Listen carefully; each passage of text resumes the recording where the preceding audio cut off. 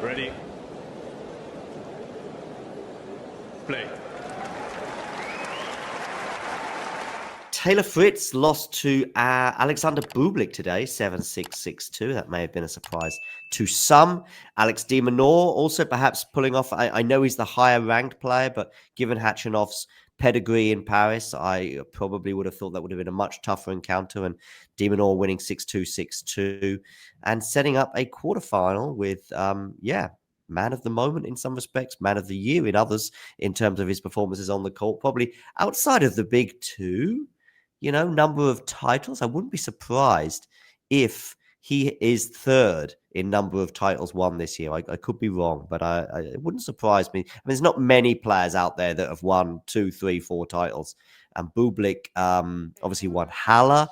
What else has he won? He won a title recently, didn't he? As well, he won a couple of clay court titles post Wimbledon as well. So I think he's probably won 3 or 4 titles this year. I'm not sure. 4. I think he's won 4 this year. The only other player I'm thinking of off the top of my head is Felix, who is at 3, maybe 4. But yeah. So Bublik, 4 titles as you highlighted, and he's still in the race, albeit a little bit of an outsider. So, but he'll have plenty of motivation as well. And what do you make of this upcoming quarterfinal in Paris? Yeah, I mean, Bublik showed a very, very high level today, and I think he looks motivated. And I think about on the flip side, Alex de Minaur, it's a little different because he just has a weight off his shoulder now. He has qualified for turn, so I think that'll kind of. de Minaur's qualified. Okay, that's good to know. Yep. So I think that does make a difference. It's Musetti, right? It's pretty. I think it's just Musetti really.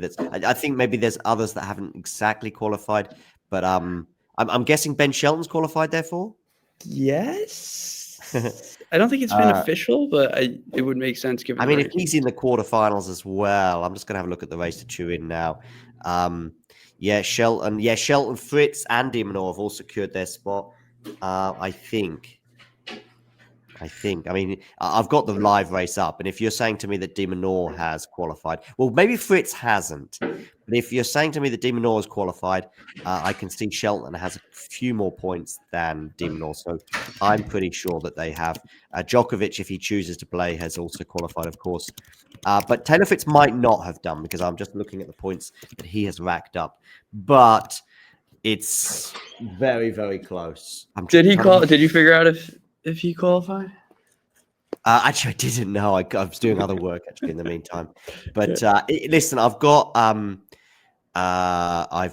the the list here in terms of points, and if you're telling me that de Minaur has qualified, then I think Shelton must have done because the number of points that de Minaur has for the year is 4,135, and 35 points more is Ben Shelton. And Shelton was always, slightly ahead of de Minaur in the race anyway coming into this tournament, and they've both reached the quarterfinals. So I presume, therefore, if de Minaur was qualified, even though the ATP website probably won't update and confirm until Sunday or Monday, I'm pretty sure those two have. Fritz hasn't possibly qualified because he does have maybe a few points less he's got a couple of 100 points less than Taylor at the moment. So, but I think he's very close. He's super, super close. I think basically Musetti would. I think Felix would probably have to either win the title in Paris and maybe even a bit more. I mean, he'd certainly a Felix win in Paris plus a good run at a 250 next week could usurp Taylor Fritz. But it's a tough combination to imagine Taylor not being there. Then it comes down to Lorenzo and Felix. And I think that is very much a conversation, but that is a conversation for another day. Let's get back to the match at hand, which is going to be Bublik, against de Minaur. I just had a quick look at their head-to-head. And Bublik has 1 win.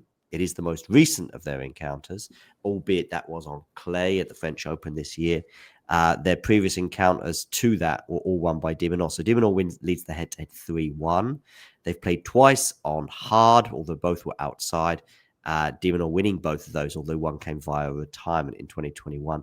But they did play at Indian Wells last year, and that was a comfortable win for de Minaur, 7-5-6 love. Yeah, what are your thoughts on this encounter? Yeah, I mean, I think it should be tough. I think it's difficult from kind of the Bublik perspective, right? He plays with so much variety, but one of the big kind of difference makers in his game is the drop shot, and that's just really, really hard to execute against de Minaur. And then you think from like the motivation perspective, right? I think they both have it because look, for de Minaur, like yes, he's in turn regardless, but having another crack to play Yannick Sinner, to play in indoor conditions, like, and he's very, very fit. There were concerns to me about his hip, but clearly there's not much there. So that's like another thing that I was thinking about. But I just think Bublik will get a little too frustrated playing against the wall, and it'll lead to some poor decision making and probably a very high unforced error count. Yeah, de Minaur is obviously so reliable, and probably aside from aside from Yannick Sinner, de Minaur has a chance against anyone on a hard court. I do think maybe, I don't know if the stats back me up, but maybe a quick hard court is a little better for him than a slow one. But Rotterdam finalist this year. Yes, I think against Alcaraz on clay, I wouldn't give de Minaur much chance. But even on grass, I think de Minaur versus Alcaraz could be interesting.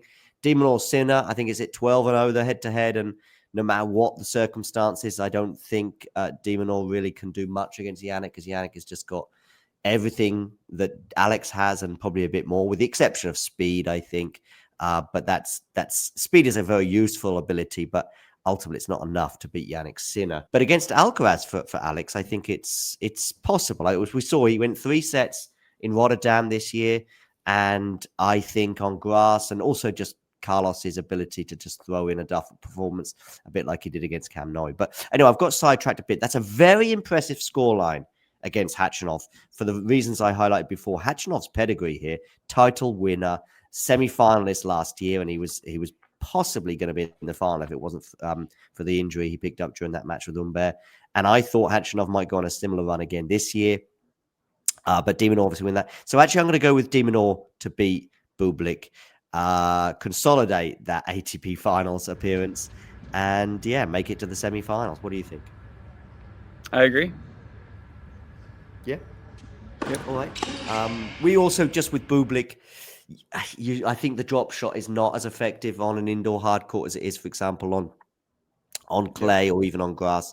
But also that the Bublik still, I mean, even one of their matches that I mentioned, Indian Wells, 7-5-6 love, Bublik can just throw in an absolute stinker of a set as well, or even a match. And I think de Minaur's got a bit too much for him. But it's by no means, it's a 60-40. It's not a... Right. I mean, the Bublik serve, today he was not only doing it well, but doing it with a lot of variety, kind of keeping Fritz guessing. And I also kind of pointed out, like, the backhand is so good from Bublik today, and it is a very underrated shot in his arsenal. But de Minaur, I feel like, doesn't get a lot of credit off that wing either. Very, very consistent backhand, hits it flat, goes through the surface. That's why I'm still trying to figure out how this kind of surface reacts. But I think the consistency off that wing will frustrate Bublik, and de Minaur is not one to, give very easy balls to attack, and so I think it'll just be Bublik constantly looking for that shot and doesn't have enough tolerance to hold on. And again, you mentioned the drop shot. De Minaur's speed will help there. And even one other aspect of Bublik, which normally happens a couple of times a match, sometimes more, the underarm serve, which also, if you're one of the quickest, if not the quickest person on tour, de Minaur can negate that too. So I'd actually love to know what the underarm serve stats are for Bublik. They might not even be out there. They might not be accessible. In terms of what is he winning 60 to 65% of the points? Because don't forget, it is a first serve that he's doing the underarm on. So you'd want to be winning 60, 65% of them. But I don't know if he's doing that. But I think against de Minaur, I don't think it'll be quite as successful, just because de Minaur will just run it down so quickly. All right. Anyway, both of us are going for an Alex win, but neither of us are convinced. Basically, it's sort of a 60-40 in my opinion anyway. If you enjoyed this video, make sure you hit that like button. Don't forget to subscribe and click that notification bell so you don't miss out on all things tennis.